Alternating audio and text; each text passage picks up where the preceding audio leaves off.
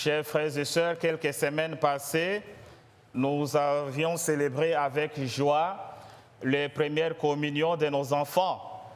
Et à chaque fois que je faisais ces messes-là, je leur disais que le corps du Christ leur accorde la chance de grandir en sagesse, en intelligence, en force devant Dieu et devant les hommes.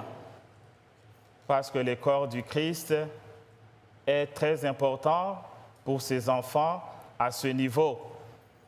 Et je m'en vais pour remercier tous les catéchistes qui œuvrent dans le monde entier et tous les volontaires pour former, pour enseigner la catéchèse aux enfants, tout comme aux adultes qui se préparent à recevoir le corps du Christ. En même temps, une opportunité pour remercier tous les ministres extraordinaires de la communion.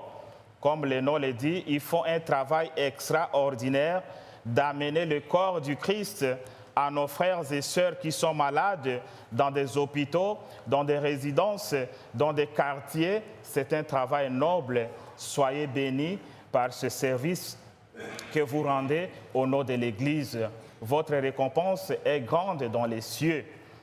Chers frères et sœurs, la solennité du Saint-Sacrement du corps et du sang du Christ nous révèle de manière claire l'accomplissement de la promesse de Jésus-Christ qui nous a dit « Je suis avec vous tous les jours jusqu'à la fin du temps. » Je suis avec vous tous les jours jusqu'à la fin du temps.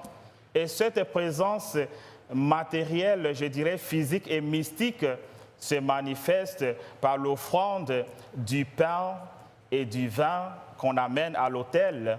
Et à partir du moment où le prêtre dit cette prière consécratoire, nous te supplions de consacrer toi-même les offrandes que nous apportons, sanctifie-les par ton esprit pour qu'elles deviennent le corps et le sang de ton Fils Jésus-Christ. En ce net moment, il y a une transformation mystique, je dirais charismatique, qui s'opère, c'est-à-dire le pain, simple pain, qui devient automatiquement le corps du Christ, et le vin devient automatiquement le sang du Christ.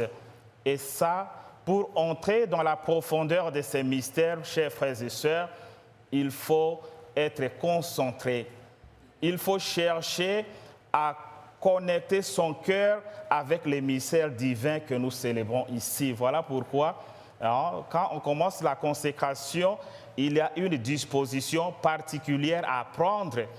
Et même en amont, quand on vient à la messe, il faut qu'on se prépare, qu'on se libère de toutes les charges extérieures. Oui, nous avons nos fardeaux, oui, nous avons nos problèmes, nous avons nos détresses, mais quand on est dans l'Église, quand on est dans ces lieux où Jésus lui-même est présent, il faut se disponibiliser, chers frères et sœurs, pour que les sacrifices saints qui est offert puissent aussi bénéficier à vous qui communiez avec les prêtres qui célèbrent la messe. Voilà pourquoi, dans l'Évangile, Jésus dit « Celui qui mange ma chair et boit mon sang a la vie éternelle, et moi je demeure en lui, et lui demeure en moi, nous dit Jésus. » Et là, je dis souvent aux gens que la considération que nous avons pour le corps et le sang du Christ, ça détermine notre qualité de foi envers Jésus. Je répète encore, la considération que nous avons pour le corps et le sang du Christ détermine la qualité de notre foi en Seigneur Jésus-Christ. Parce que ça dépend là où on se trouve. Si on prend la communion comme le comprimé que nous avons l'habitude de prendre, de Tylenol, vous savez, c'est un passe-partout. Si vous avez mal à la tête, vous prenez le Tylenol. Si vous avez un peu de courbature, vous prenez le Tylenol. OK, ça c'est notre degré de foi. Si nous prenons ça comme un bout de pain, c'est-à-dire c'est juste un pain, bon, je vais prendre. C'est la qualité de notre foi. Mais si nous en prenons réellement comme le corps et le sang du Christ avec respect, avec dévotion, avec considération, nous aurons beaucoup de bienfaits. Et ces bienfaits sont multiples que j'ai essayé de catégoriser en 5 points. L'Eucharistie deviendra en ce moment pour nous source dans laquelle nous allons puiser premièrement des énergies physiques.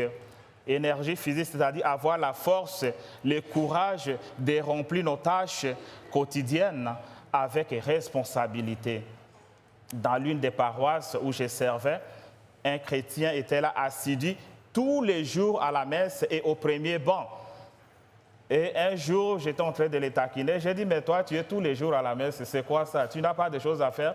Il dit juste, c'est le contraire, mon père. Quand j'ai fini la messe et je reçois le corps du Christ, je suis fort et je peux accomplir beaucoup de choses.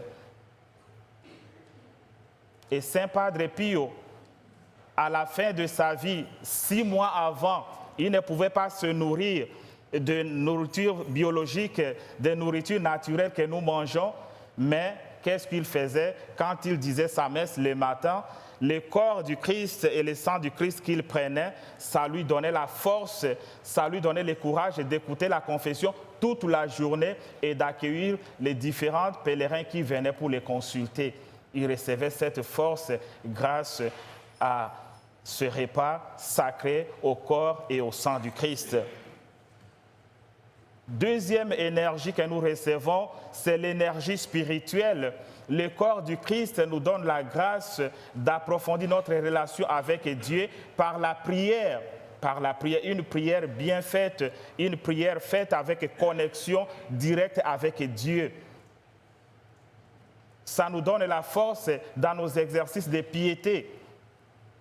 Ça nous donne la force de la méditation profonde. Ça nous donne la force de discernement de la parole de Dieu. Et ça, la première lecture nous a dit, l'homme ne vit pas simplement de la nourriture, mais l'homme vit de toutes paroles qui sortent de la bouche de Dieu. Et ça, c'est très important. La méditation, la lectio divina de la parole de Dieu. La parole de Dieu doit être au centre de notre vie si nous communions au corps et au sang du Christ.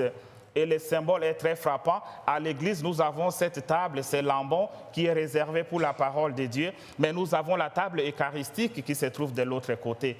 Nous devons marier les deux. On ne peut pas bien écouter la parole de Dieu, mais on se précipite pour se communier. Non, ça c'est le quiproquo, ça c'est la dichotomie. On doit marier les deux à la fois, la parole de Dieu et puis la table eucharistique pour nous revigorer. Troisième chose, nous aurons la force morale de tenir, la force morale de relever nos défis personnels, la force morale d'être bien outillés pour réconforter nos frères et sœurs qui sont dans les besoins. Et pour utiliser le langage paulinien qui dit, c'est à nous chrétiens l'effort de soutenir les faibles dans la foi, qui sont dans le désespoir, qui sont dans la fatalité, qui ne croient plus rien en quelque chose. Nous sommes là pour leur donner l'espoir. Et cet espoir que nous allons donner proviendra du corps et du sang du Christ que nous recevons tous les jours. Et quatrième chose, c'est l'énergie de communion. De communion. Nous serons unis au Christ, nous serons unis à nos frères et sœurs, mais nous serons unis à nous-mêmes. Cette unité est très importante pour que nous puissions relever les défis communautaires au sein de l'Église. Et la deuxième lecture a dit quelque chose de très important que je vais lire ici.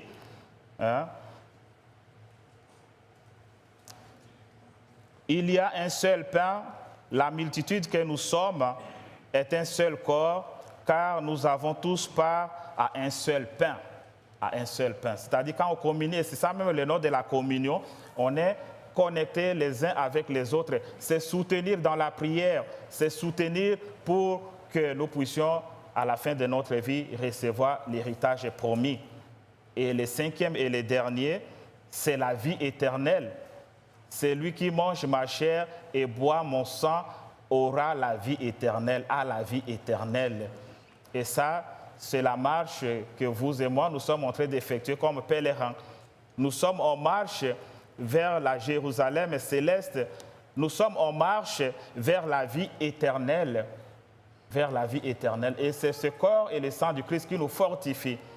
Et je vais vous parler d'un saint récent, Carlo Acutis. C'est un petit de 15 ans, un informaticien italien qui a reçu cette grâce spéciale d'adorer, de vénérer le Saint-Sacrement. Et il a un célèbre mot, il dit « L'Eucharistie est une autoroute vers le ciel. » L'Eucharistie est une autoroute vers le ciel. Un enfant de 15 ans qui a été canonisé par le pape Léon, si ma mémoire est bonne. Et ça, c'est un exemple à suivre. Je suis très content, j'ai fait des observations participantes. Quand je vois des parents qui entrent avec leurs enfants, à l'entrée, il y a de l'eau bénite, et puis ils demandent à l'enfant de 2 ans, « Ok, mets ta main, et puis fais le signe de la croix. » Voilà, c'est la foi qui s'apprend de la jeunesse. De la jeunesse. À 15 ans déjà, il est saint. Il n'est pas religieux, il n'est pas prêtre, il n'est pas évêque, il n'est pas cardinal, mais il est saint, un simple jeune. D'apprendre aux enfants comment respecter les directives, comment respecter Dieu dans sa maison. Et ça, c'est un exercice de chaque jour. Voilà pourquoi les parents, avec les enfants, c'est une bénédiction. Qu'ils continuent à amener les enfants vers Jésus-Christ.